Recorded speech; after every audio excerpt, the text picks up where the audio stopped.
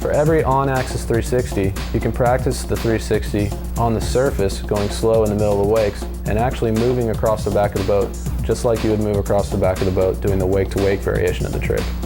What this does is it actually prepares you for all the positions and all the pulls of the handle, and even the edges in and out of the trick. When you do this trick on the surface, you can really do the trick over and over again and engrave it into your muscle memory.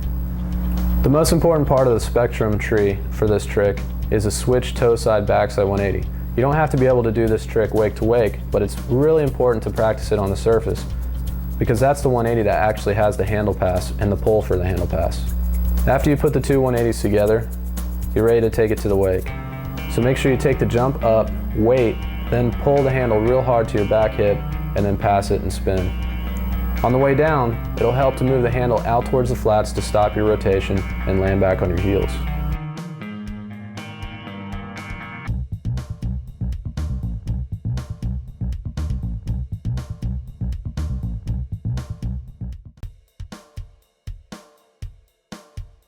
One good tip is to make sure the passengers in the boat can see the bottom of your board, because if they can see the top of your board, that means your hips are drifting out behind you.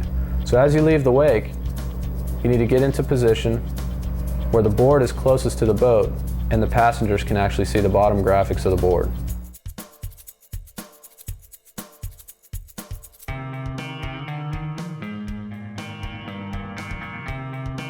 For most spins, you're going to use an ollie edge, and this is a slow drifting edge that keeps the line tension low so you can pull on it really hard.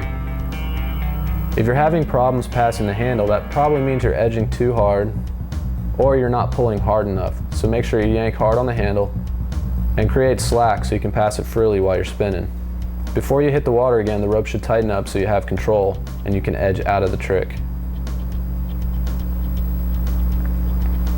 You also want to be in the seated position. The seated position will decrease your leverage on the rope, but it will set you up for a really hard push at the wake since your legs are bent and you're in the seated position.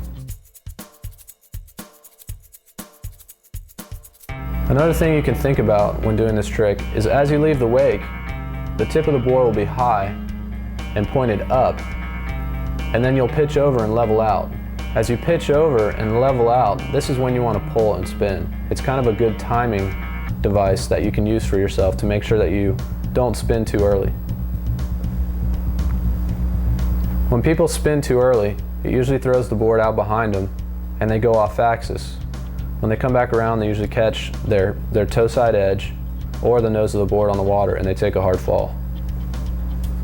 On the way around from the spin, look down and try to spot the whitewash of the wake on the landing side.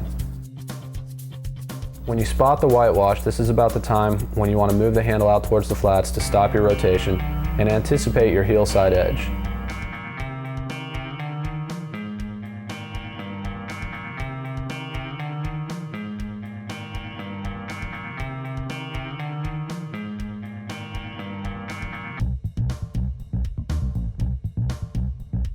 When it comes to grabbing this trick, the slob grab is probably the best grab to learn at first, because what this will do is it'll put your hand position in a position to give you leverage to help you pull the handle and the board around for the spin.